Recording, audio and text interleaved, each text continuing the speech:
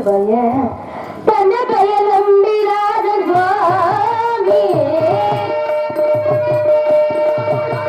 தன்ன பெயர் நம்பிராத சுவாமி தன்ன பெயர் நம்பிராத சுவாமி தன்ன பெயர் நம்பிராத சுவாமி சுவாமி சுவாமி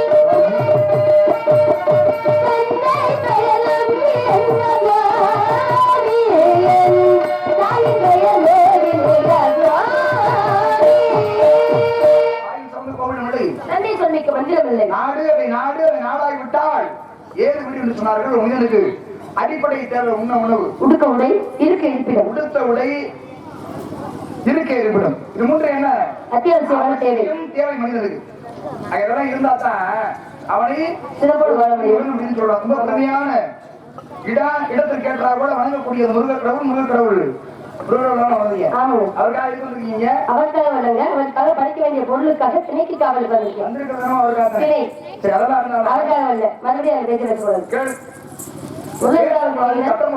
அதை எப்படி நீங்க அவருக்கு அவருக்கு படிக்க வேண்டிய பொருளுக்காக என்ன பேசணும் அதை கேட்டுக்கிட்டு பேசாம நிக்கிறதா வேலை. அதுக்கு வந்து நான் வரலங்க சரியா முடியாது. அதை விட்டு நான் பேசும்பொழுது அதை மறுத்து பேச முடிஞ்சீங்கன்னா அதிகப்படுத்தி போயிடும். அப்படியா? எங்க யார் அசிங்கப்பட்டு போனா யார் அசிங்கப்பட்டு அதுக்காக நீங்க ஆமாப்பட்டு போட நிக்கணுமா? இன்னும் சொல்றதா இருக்க ஆமா ஒரு நிக்கலாம். என்ன சொன்ன நியாயமா சொன்னா கேட்டு போறோம். அது எப்படி முருகப்பெருமானுக்கா வந்துட்டேன்னு சொல்றீங்க? முருகப்பெருமானுக்காக தான் வந்திருக்கேன்னு என்னால சொல்ல முடியும். நான் இல்லைன்னு சொல்ல முடியும். எப்படி முடியுங்கிற? ஏன் நான் வந்து படைக்கப்பட்ட திணைக்காக வந்திருக்கேன். தவறு செய்தவனை விட தப்பு செய்பவனே மிகப்பெரிய குற்றவாளி. தவறு செய்தவனை விட தவறு செய்ய தூண்டியவன் தான் பெரிய குற்றவாளி. சரி, அதனால கவனிக்கணும். பாரதத்துல வீரனாகப்பட்ட நான் சவாச்சந்தன கிழிச்சு போட்டா கையை தனியா வெட்டி போட்டான், காலை தனியா வெட்டி போட்டான். ஆனா என்ன ஆயிடுச்சு? உடம்பையே பிடிச்சி ரெண்டா கழிச்சு போட்டான், மறுபடியும் வந்து சேர்ந்துச்சு. என்ன பிறப்பு அப்படி? பிறப்பு அப்படி என்ன பிறப்பு? என்னன்னா 2 தாய்க்கு அதாவது ஒரு குழந்தை 2 தாய்க்கு பிறந்தார். ஒரு தந்தை 2 தாய் ஒரு குழந்தை. ஆனா பிறந்தது என்ன தந்தையா? இல்லங்க பழத்துக்கு ஒரு கணைக்கு பிறந்தவன். அதாவது ஒரு கை கால் ஒரு சந்தமாகப்பட்ட ஒரு தாய் வயிற்றிலும் ஒரு கை கால் ஒரு சந்தமாகப்பட்ட இன்னொரு தாய் வயிற்றிலும் பிறந்தது. தெரியுமா? என்ன? மிருகத்ராஜன். சரி, மிருகத்ராஜங்கிற ஒரு மன்னன் என்னன்னா தமக்கு நீண்ட காலமாக பிள்ளை பேர் இல்லை என்பதற்காக சண்ட கௌசிக முனிவன் ஒரு முனிவர். கௌசிக முனிவரத்துல போய் ஐயா எனக்கு பிள்ளை பேர் கிடையாது, இந்த பிள்ளை பேருக்கு நீங்க தான் கொடுக்கணும், அதுக்கு ஏதாவது செய்ய முடிய அப்படின்னு சொன்னான். அவருக்கு அடுத்த என்ன பண்றாரு? சரிப்பா அவர் கனிதானே இந்த கனியை கொண்டு போய் உன்னை மனைவிக்கு கொடுத்தார். 2 மனைவிகள். ஆனா மனைவிக்கு கொடுங்கன்னா இவர் மனைவி 2 அப்படின்னு கேட்காம என்ன பண்ணாரு? மனைவிகள் 2 பேருக்கு வெட்டி பாதி பாதியா கொடுத்தாரு. மாங்காய் இருக்கு, மாம்பழம். இந்த மாம்பழத்தை வெட்டுனா எங்க அருமணியக்கார இந்த மாம்பழமும் ஒரு பழம். இந்த மாம்பழத்தை வெட்டுறோம். மாம்பழத்தை வெட்டுறோம்னு வச்சுங்களேன், 2 வாதியா வெட்டினா குழந்தை எப்படி பாக்கணும்? ஒரு கனிமொழி இருக்கு. ஆக 2ஆ வெட்டினா வயிற்றுக்கு மேல வயிற்றுக்கு கீழே இப்படி பிறந்திருக்கோம். ஆனா எப்படி பண்ணாங்க? ஒரு கண்ணு, மூக்கினுடைய ஒரு துவாரம், பாதி வாய், ஒரு கை, ஆக பாதி வாய் சந்தமா பிறந்தா ஒரு மாங்காய் நடுவில் என்ன கொட்ட இருக்கும் தெரியுமா இல்லையா? அப்ப 2ஆ வெட்டுனா கொட்ட வெட்ட முடியுமா? அது எப்படி வெட்ட முடியும்? அவ கொட்டாங்க. அது உங்களுக்கே தெரியல, நாங்க என்ன தெரியல. நான் தெரியலன்னு சொன்னா உங்களுக்கு தான் தெரியும், வெட்டினவங்களுக்கு தானே தெரியும். அதாவது நான் வெட்டது அதிக வெட்டினாங்க. ஆக கனியை 2ஆ வெட்டி கொடுத்துட்டாங்க. யாருகிட்ட? மனைவிகள் இடத்தில். மனைவிகள் இடத்துல கொடுத்தவங்க இங்க என்ன குழந்தைங்க மாசமா இருக்காங்க, 2 பேரும் கப்பமா இருக்காங்க. இப்படி கற்பியாக இருக்கக்கூடிய பெண்களுக்கு குழந்தை பிறகுது. குழந்தை எப்படி பிறந்தது? பாதி வாதியா பிறந்துச்சு. இப்படி பாதி வாதியா பிறந்த பிள்ளையை பார்த்த உடனே அவருக்கு ஒரே மன சஞ்சலம். வந்தவர்களுக்கு அதுவும் இப்படி பிரயோஜனம் இல்லாம பிறந்துச்சு அப்படின்னு மன சஞ்சலத்தோட இன்னொரு குழந்தைய தூக்கி வீசிட்டாரு. இந்த குழந்தை வந்து தேவையில்லை அப்படின்னு சொல்லி வீசிட்டாரு. ஆனா பாருங்க, காட்டுல தின்னவங்கள மாதிரி ஒரு பொம்பளை பிள்ளை ஆட்சி ஆனாது. காட்டுல தின்னு பொம்பளை பிள்ளை அது பெண் பிள்ளை தானா? அது அழகி. சரி, ஆனா மாதிரி பெண்ணுன்னு ஏன் போகிறீங்க? என்ன மாதிரி உங்களை மாதிரி பெண், ஆனா அவ அழகி. என்ன பண்ணிட்டா? அவன் பாரு பொதுவாகவே பிள்ளத்தை கிண்டியக்கூடிய ஒரு எடுத்து 2 தங்கையா எடுத்து கையில வச்சுட்டா சாப்பிடறதுக்காக. ஆக ரேலுக்கு நேரம் 2 வச்ச உடனே குழந்தை 2 ஒட்டிக்கிடுச்சு. உயிர் வந்தது. ஆக ஒட்டி உயிர் வந்து விட்டது. உயிர் வந்த உடனே கொண்டு போய் மண்ணண்டே கூடா மண்ணெண்ணெய் கொடுத்தவரை என்னது மண்ணெண்ணெய் மட்டும்தான் சாப்பிடுறேன். ஆனா இதுக்கு உயிர் இருக்கு. ஆனா இந்த குழந்தை உங்க இடத்துல இருந்து வந்தது என்று தெரியும் சொல்லி கொண்டு வந்து கொடுத்தா அந்த குழந்தைக்கு என்ன பேர் வச்சாங்க? சரா என்று அழைச்சி கொடுத்தவன் சந்தங்கள் இதோடு சேர்க்கப்பட்டவன் சராச்சந்திரன் பேர் வச்சாங்க. இப்படி சராச்சந்திரன் பேர் வச்சவன் ஏன் பீமனை போய் சண்டை விட்டான்? அது ஒரு காரணம் உண்டு. சண்டைப்பட்டனால இவர் கிழிச்சு கிழிச்சு போனாரு. பிறப்பப்பட்டனால சேர்ந்தாரு. ஆனா பார்த்தாரு கிருஷ்ண பரமாத்மா. ஒரு விஷயம் என்ன சராச்சந்திரன் யாரு கொண்டது? கிருஷ்ணன் தான் கொண்டார். எப்படி கிருஷ்ணன் கொண்டாடுறீங்க? ஏங்க நீங்க சொன்ன போல பீமனாகப்பட்டவன் கிழித்து போட்டான். ஆனா கிழித்து போற போல ஜராசந்தன் முதல் சேர்ந்து கொண்டே இருந்தது. பார்த்தார் கிருஷ்ணன், ஏண்டா இவன் இப்படி கிழிச்சு போட்டா அவன் சேர்ந்துதான் உயிர் ஒட்டி கொள்ளும். ஏன்னா பிறப்பு அப்படி. ஆனா நீ மாறாக இடவேறு தலைவர் அப்படின்னு இடவேறு வளமாறாக மாறி போட வேண்டும் என்று கஞ்சாடி காட்டி புல்லுது பாத்தீங்களா? என்ன புல்லு? கோழி புல்லு. அந்த கோழி புல்லை எடுத்து இரண்டாவது கிழித்து மாறி மாறி போட்டாரு. தலைப்பக்கம் கால் பக்கம் மாறி மாறி போட்டாரு. அது மாதிரி போட்டு கஞ்சாடி காட்டினாலும் அதை போட்டால் அதனால மீண்டும் சேர முடியாமல் இழந்து வைப்பார். என்ன பண்ணிட்டாரு பாக்கலாம். ஒரே சந்தேகம். கிருஷ்ண பரமாத்மா நின்றுட்டு இருக்காரு. கிருஷ்ண பரமாத்மா பாக்கலாம் எப்படி கொண்டாலும் விட முடியாது அப்படின்னு கிருஷ்ண பரமாத்மா பக்கம் நோக்கம் திரும்புது. அது திரும்ப உடனே அரங்க ஒரு கோரப்புல எடுத்தா ரெண்டா கிழிச்சாரு திருப்பி போட்டாரு. அடிப்பகுதி வெளிப்பகுதி பக்கமும் வெளிப்பகுதி அடிப்பகுதி பக்கம் திருப்பி அப்படின்னு சொல்லி ரெண்டா கிழிச்சு தலை கால் பக்கமும் கால தலைவகம் மாத்தி போட்டாச்சு. என்ன ஆகுது? அப்பதான் இறக்கான். அப்ப யார் கொண்டது? கிருஷ்ணன் தான். எப்படி கொண்டாடுறீங்க? அதான் சொன்னாங்கல்ல, நீங்க சொன்னீங்கல்ல, கொலை செய்பவனை காட்டிலும் கொலை செய்ய தூண்டுபவனே மிகப்பெரிய குற்றவாளி அப்படின்னு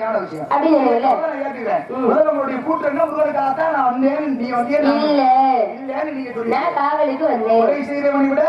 கொலை செய்ய தூண்டுபவனே கிருஷ்ண பரமாத்மா மேலதான் தவறு உண்டு. எங்க ராமேஸ்வரர் யாரு கொண்டா? அதாவது ஒண்ணு எங்களுக்கு, இன்னொன்னு முருகப்பெருமானுக்காக எங்க அப்பா. கொண்டு போய் சேர்க்கிறதுக்கு உங்க அப்பாவா இருந்தா இதை காக்கிற எனக்கு பக்தி அதிகம். அதனால முருகப்பெருமான் ஆசை நிறைய கிடைக்குது. நல்லா கவனிக்கணும். பெட்டிக்கார நீங்க கொஞ்சம் ஒத்துழைச்சா நல்லா இருக்கும்னு நினைக்கிறேன். ஏன் இங்க நான் பேசுற அவரே நியாயம் பேசுறத நான் இருக்கேன். அவரே தொலை கூப்பிடுங்க. அம்மா என்ன சொன்னாங்க? தவறு செய்தவனோட தவறு செய்ய தூண்டியவனுக்கு தண்டனை அதிகம். சராச்சந்திரன் கொண்டுட்டாரு. சராச்சந்திரன் கொண்டது கிருஷ்ண பரமாத்மான்றாங்க. ஆனா கிழிச்சு போட்டது பீமன் தான் கிழிச்சு போட்டான். அப்ப குற்றம் யார் மேல சுமத்தப்படுது? கண்ணன் செய்யறதுனால கண்ணன் மேலதானே சுமத்தப்படுது. ஆமா. அதே போல இந்த திணையை காக்கிறது யாரு? நான் தான். நீங்க காத்தாங்க போய் சேரு. சரி, என்ன விஷயம்? ஏன்னா முருகப்பெருமான் படைக்க வேண்டியவங்களுக்கு மீது படைக்கப்பட்ட போல காக்க வேண்டியவங்களுக்கு தான் அதிகப்படியான அதுல ஆசை கொடுப்பாரு. அதுபோல நம்ம காக்க வேண்டிய தானே அது கொடுப்பாரு. அதுக்காக முருகனுக்காக நான் போய் வரணும். ஏற்கனவே அவர் வேகம் வந்துட்டா முருகனுக்காக. கண்ணனையும் செந்தனையும் கண்ணனைங்கிறது உடலுக்கும் செந்தனை செந்தில் வடிவல்லது ஆராதனைக்காகவும் அது எப்படிங்க செந்தனையாகப்பட்டு குளிச்சுட்டும் போது கலந்தனை ரெண்டும் சொன்னதானே. ஏன் கலந்தனையை மட்டும் நீங்க வச்சுட்டு செந்தனையை முருகப்பெருமான் கிடைக்கிறீங்க? கலந்தனையாகப்பட்டது உஷ்ணம் நிறைந்த ஒரு பொருள். செந்தனையாகப்பட்டது குளிர்ச்சியூட்டும் ஒரு பொருள். வெப்பத்தை தணிக்கக்கூடிய ஒரு திணை. அப்ப செந்தனை குளிர்ச்சியா இருக்கு. ஆமாங்க. முருகப்பெருமான் தோற்றம் எப்படியோ அதுவும் உருவாகி அனாதியாக உருவாகி உண்டாய் பிரம்மமாய் நின்றது பிரம்மதர்மணியாக கண்ணைக்கு ஒரு முகமலாரும் கடவுள் பணிதன் கொண்டு ஒரு திருமுருகன் உதித்தார் உலகம் ஐயா அப்படின்னு சொல்லுவாங்க. உதித்தார் நெருப்பக்கடலில் உதித்தார் சிவபெருமான் அதமுகம் நெருப்பிலிருந்து தோற்றுவிக்கப்பட்டார். அப்பேற்பட்ட நெருப்பாக இருக்கக்கூடிய முருகப்பெருமானுக்கு எனது வம்ச வழியாக அவங்க எல்லாரும் திணை செந்தனை படிக்கிறாங்க உஷ்ணத்தை தணிப்பதற்காக. அதுபோல நாங்களும் வம்ச வழியாக நாங்கள் படிச்சுட்டு வரோம். வந்திருக்கிறது எதுக்காக? செந்தனையை காக்கிறது நம்ம முருகனுக்காக. உஷ்ணத்தை தணிப்பதற்காக. முருகனுடைய சூட்டை தணிக்கிறதுக்கு உஷ்ணம் சொல்லிட்டேன்ல. ஏன் உஷ்ணம்னு ஏன் அங்க? சரி, வெப்பம் ஆங்கில அது வடமொழி சொல். தமிழ்ல பிறமொழி கலவாமை வேண்டும் சொன்னாங்க. சரி, வெப்பத்தை தணிப்பதற்காக சொல்லிட்டேன். பிறமொழி கலவாமை வேண்டும். தமிழ்ல பிற மொழிகளுடைய ஆதிக்கம் வரவே கூடாதான். ஏன்னா செந்தமிழ் ஒரு மொழி செந்தமிழ் அப்படின்னு சொல்றதுக்கு செந்தமிழ் அப்படி சென்னையான மொழின்னு சொல்றதுக்கு என்ன காரணம்? தமிழ் மொழி மட்டும்தான் செந்தமிழ் செம்மொழி அப்படின்னு அறிவிக்கப்பட்டது. அப்படின்னு அறிவிக்கப்படுறதுக்கு மொத்தம் எத்தனை தகுதி வேணும் தெரியுமா? 11 தகுதி வேணும். ஆமா. இந்த 11 தகுதியும் நிறைவேற்ற மொழி எதுனா அதான் தமிழ் மொழி செம்மொழி. ஒரு மொழி செம்மொழின்னு சொல்றதுக்கு 11 தகுதி வேணும். 11 தகுதியும் இருக்கும் அந்த தமிழ் மொழிக்கு. தேனை விட மிக சுவையான மொழி. இதுல முக்கியமான விஷயம் என்ன தெரியுமா? ஒரு பிற மொழிகளுக்கு தாயார் வழங்கக்கூடிய தன்மை வேணும். ஒரு மொழிக்கு ஒரு மொழி எப்படி இருக்கணும்? பிற மொழிகளுக்கு தாயாக விளங்கக்கூடிய தன்மை இருக்கு. அந்த தமிழ் மொழிக்கு பிற மொழிகளுக்கு கண்டிப்பாக ஆங்கிலம் பேசினாலும் சரி, தெலுங்கு பேசினாலும் சரி, கன்னடம் பேசினாலும் தமிழ் மொழி கலக்காம பேச முடியாது. தெலுங்கு தெலுங்கு இருக்கு. மலையாளம் பேசினாலும் தமிழ் மொழி தான் பேசலாம். அதனாலதான் திராவிட மொழிகள் எல்லாத்துக்கும் தாய்மொழி எதுவான் தமிழ் மொழி. தமிழ் மொழி அப்படின்னு சொன்னாங்க. இந்த தமிழ் மொழியில பிற மொழிகளுடைய ஆதிக்கம் இருக்கவே இருக்காது. மற்ற மொழிகள் என்ன பண்ணும்? பிற மொழிகளின் ஆதிக்கம் கலந்திருக்கும். பிற மொழியினுடைய துணை கொண்டு இயங்கும். பிற மொழிகளா மற்ற மொழிகளுடைய துணை கொண்டு இயங்கும். ஆனா தமிழ் மொழி மட்டுமே தனித்து நிலைக்கும். தானாக தனித்து இயங்கக்கூடிய தன்மை இந்த தமிழ் மொழிக்கு உண்டு. அதனால அதை ஏன் உஷ்ணம்னு சொல்றீங்க? சரி, வெப்பம் சொல்லிட்டேன். வெப்பத்தை தணிப்பதற்கு வெப்பம் சொல்லாம வெப்பம் தமிழ்தானே. சூடுங்கிறது தமிழ்ல வெப்பம் சொல்லாம ஏன் சூடுதான் உங்களுக்கு சொல்ல வருமா? சூடுங்கிறது ஆங்கிலமானு இல்ல, நீங்க அந்த மொழியில சொன்னா நான் தமிழ்ல வெப்பம் தான் சொல்லுவேன். நல்லா புரிஞ்சுக்கோங்க. ஒரு பிள்ளைக்கு வயிறு வலிக்குதுன்னு வச்சுக்கோங்க. வயிறு வலிக்கிறதுக்கு என்ன வலின்னு சொல்லுவாங்க? சூட்டு வலின்னு சொல்லுவோம். வெப்ப வலி நான் சொல்றோம். ஏன் வெப்பம்னு இன்னொரு தடவை சொல்லலாம்ல? வெப்ப வலி நீங்க சரி, உங்களுக்கு சூடுனா மட்டும் அப்படியே குளிர்ந்துட்டாங்க. வயிறு குளிர்ந்தா இந்த சூடா இருந்துச்சுன்னா வயிற்றுல நல்ல நேரம் பையன் வெப்பம் தணிக்கிறதுக்கு அந்த சூடு தனிச்சு போயிருன்றதுக்காக சூடு வலி தான் சொல்றோம். சரி, உங்களுக்கு வயிறு இப்ப எரியுதோ? இல்ல வெப்பமா இருக்கா? இல்ல உங்களுக்கு சூடா இருக்கா? எனக்கு இல்ல. நான் பிரச்சனை என்ன? நான் முதல்ல பண்ண சூடு தணிக்கிறேன், வெப்ப தணிக்கிறேன். இது ஏன் நீங்க முதலுக்கு தணிக்கிறேன் தனிப்பட்ட முறையா பேசுறீங்க? அவரை பத்தி பேசுறீங்க. யாருக்கு அவரை பத்தி பேசுறீங்க? யாரை வணங்குறீங்க? முருகப்பெருமானை. குலக்கடவுள். குலக்கடவுள். ஒரு மனிதனுக்கு குலதெய்வம்னு ஒண்ணு இருக்கும். ஆமா. இஷ்ட தெய்வம்னு ஒண்ணு இருக்கும். ஆமா. எனக்கு இரண்டுமே அவர்தான். எனக்கு பொறுத்தளவுக்கு இஷ்ட தெய்வம். ஏன்? நான் சொல்றேன், எனக்கு மகாவிஷ்ணு நான் வணங்கக்கூடிய கடவுள். ஆமாம். இது கதை முறைப்படி. கதைக்கு அப்பாற்பட்டு வெங்கடேஸ்வரன் ஒரு பையன். சரி. பையனுக்கு குலதெய்வம் ஒண்ணு. என்ன? அதுக்கு அம்மன் பெண் தெய்வம். ஏங்க, இதே சக்தி பாதிக்கு இந்த கதைக்கு அப்பாற்பட்டு ஒரு தெய்வம் உண்டு. பொண்ணு சகல பாருங்க, குலதெய்வம்ன்றது வேறு, இஷ்ட தெய்வம்ன்றது வேறு. அந்த பையனுக்கு சிவன் ரொம்ப பிடிக்கும். அப்ப இஷ்ட தெய்வம்ன்றது வேறு. எனக்கு இஷ்ட தெய்வம் முருகப்பெருமான் தான் ரொம்ப பிடிக்கும். அப்ப இஷ்ட தெய்வம்னா நான் விரும்பக்கூடிய கடவுள் இஷ்ட தெய்வம். குலதெய்வம் ஒண்ணு இருக்கிறவங்க யாருக்கு? என்ன போனீங்க? என்ன போலாம்? சைவ மதத்தை சார்ந்தவர்கள். சைவ மதம் அல்ல, சமயம். சமயங்கிறது மொத்தம் 6. சரி. என்னென்ன? சைவம், வைணவம், காணவசியம், கௌமாரம், கௌரம், வைணவம். ஆமா. அப்படின்னு மொத்தம் எத்தனை? முருகப்பெருமானை வணங்கக்கூடிய கௌமார மதத்தை சார்ந்தவர்கள். ஏங்க, 10 பாசம் 38 இருக்கும். சிவன் சின்னம் அப்படின்னு சொல்லுவாங்க. அது மதத்தை தொடர்ந்தால சைவ மதம் சொல்லுவோம். உங்க பேச்சுக்கே நான் வரேன். ஏங்க, சிவனை வணங்கக்கூடிய எல்லா இடத்துல என்ன வர்றான்? 10. அவரு சைவம்னு சொல்றான். சிவனை வணங்கக்கூடியவர் மட்டும்தான் எதிரப்பட்டவராக முருகப்பெருமான் வணங்க நீங்க எதிரப்பட்டதான் முடியும். சக்தியை வணங்கக்கூடிய ஒரு குடும்பத்துல உள்ளவங்க வேறு வேற இருக்காங்க. எல்லாம் ஒரு குடும்பம் தானே. யாரு சமயத்தை பிரித்தார்கள்? யாரு? பாருங்க, ஒவ்வொருவருக்கும் ஒரு தலைவன் உண்டு. ஆமாம். சைவ சமயத்துடைய தலைவன் யாரு? சிவபெருமான். சாத்தம்னு ஒரு சமயம். சரி. இந்த சாத்தம்ங்கிற சமயத்துடைய தலைவன் யாரு தெரியுமா? தலைவி, அதான் சக்தி. யாரு? சக்தி. அது பராசக்தி. அவன் சாத்தம்ங்கிற சமயத்திற்கு அதுக்கு அடுத்த ஆளோட காலபதியம்னு ஒண்ணு. இந்த காலபதியத்துக்கு யார் தலைவர் தெரியுமா? அதுதான் கணபதி பெருமான். கௌமாரம் ஒரு சமயம். கௌமாரம் அது முருகப்பெருமான். பாருங்க, ஒரு குடும்பம் தான். சரி. ஒரு குடும்பத்துக்குள்ளே 4 பிரிவு.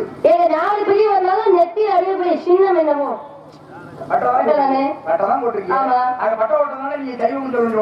இருந்தாலும் முருகப்பெருமானை தனிப்பட்ட வணங்கக்கூடிய கௌமார மதத்தை சார்ந்தவர்கள் சொல்லலாம்.